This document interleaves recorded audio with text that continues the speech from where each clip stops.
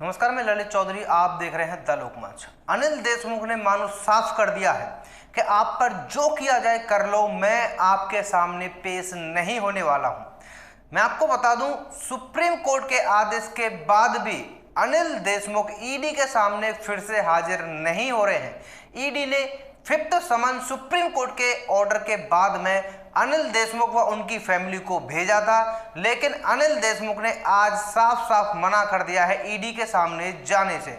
अनिल देशमुख की तरफ से उनके वकील ईडी के पास गए हैं, लेकिन अनिल देशमुख का कुछ भी पता नहीं है। अब यहां पर मैं आपको एक बात बताना चाहूंगा। कल ही अनिल देशमुख के वकील का बयान आया था कि अनिल देशमुख कहां है वो हमें भी नहीं पता है, ना ईडी को पता है ना हमें पता है। और आज अनिल देशमुख की तरफ से ईडी के सामने उनके वकील पेश हो जाते हैं। तो ये तो भाई मतलब वही बात हो गई कि आपको कुछ पता नहीं है और आप अपनी मर्जी से काम किए जा रहे हैं। क्या अनिल देशमुख के वकील को पता नहीं है कि कहां है अनिल देशमुख?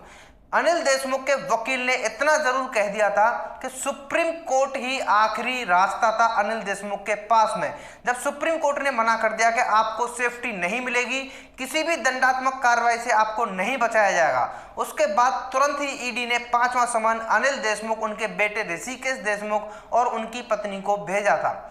आज उन्हें पेश होना था मुंबई में ईडी के दफ्तर में 11 बजे, लेकिन अनिल देशमुख ने मना कर दिया है। वो आज भी ईडी के सामने पेश नहीं हुए हैं।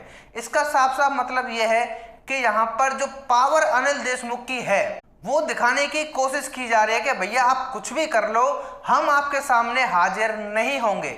हालांकि उनके वकील ने कहा था कि यही एकमात्र रास्ता है अनिल देशमुख के पास में कि उन्हें आत्मसमर्पण कर देना चाहिए। लेकिन अनिल देशमुख अंदर ही अंदर क्या गुल खिला रहे हैं ये किसी को नहीं पता है। कहाँ बैठे हैं, किस सिटी में बैठे हैं या फिर देश छोड़कर भाग गए हैं, ये किसी को अभी नहीं पता है। ये जरूर कहा जा रहा था, अभी कुछ दिन पहले ही स्टेटमेंट आया था कि वो दिल्ली में हैं, अपनी फैमिली के साथ हैं। उनके वकील का स्टेटमेंट था। अब वकील ही खुद बोल रहे हैं कि अब हमें भी नहीं पता वो कहाँ हैं।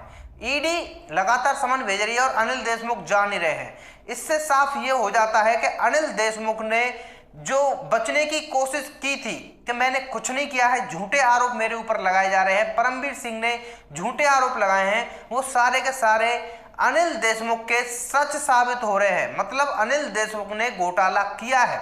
और कहीं ना कहीं एक बात इसमें सामने निकल कर आ रही है, वो ये है कि अनिल देशमुख अगर पकड़े जाते हैं तो कहीं ना कहीं महाविकास अघाड़ी सरकार के बहुत से नेता हैं जिनको जांच एजेंसियों का सामना करना पड़ सकता है।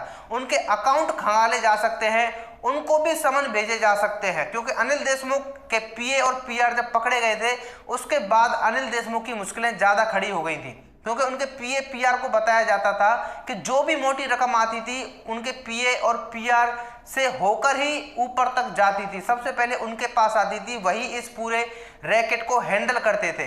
कहीं ना कहीं उनके पीए और पीआर को इतना तो पता है कि अनिल देशमुख के साथ साथ और कौन कौन लोग शामिल हैं, लेकिन इसमें अनिल देशमुख की गवाही बहुत ज़्यादा मायने रखती है, जिसके चलते ईडी लगातार अनिल देशमुख को समन भेज रही है। लेकिन अनिल देशमुख ईडी के सामने नहीं जा रहे हैं। इससे एक बात और साफ हो जाती है, वो ये है कि अनिल देशमुख ने जो स्टार्टिंग में बोला था और राज्य सरकार ने भी बोला था कि अनिल देशमुख हर जांच में सहयोग करेंगे, ना ही राज्य सरकार अनिल देशमुख पर कुछ भी बोल रही है, ना ही अनिल देशमुख सामने आ रहे हैं। अब लगातार समन खारिज किए जा रहे हैं।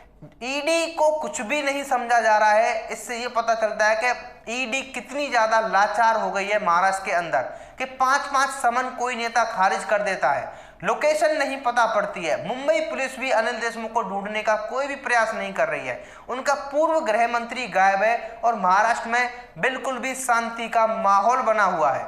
ऐसे में आप लोगों का क्या कहना है, आप लोग कमेंट करके जरूर बता सकते हैं। फिलहाल के वीडियो में इतना ही। वीडियो को पहली बार देख रहे हैं तो चैनल को सब्सक्राइब जरूर कर लेना। मिलते हैं आपसे एक और नई खबर में। धन्यवाद।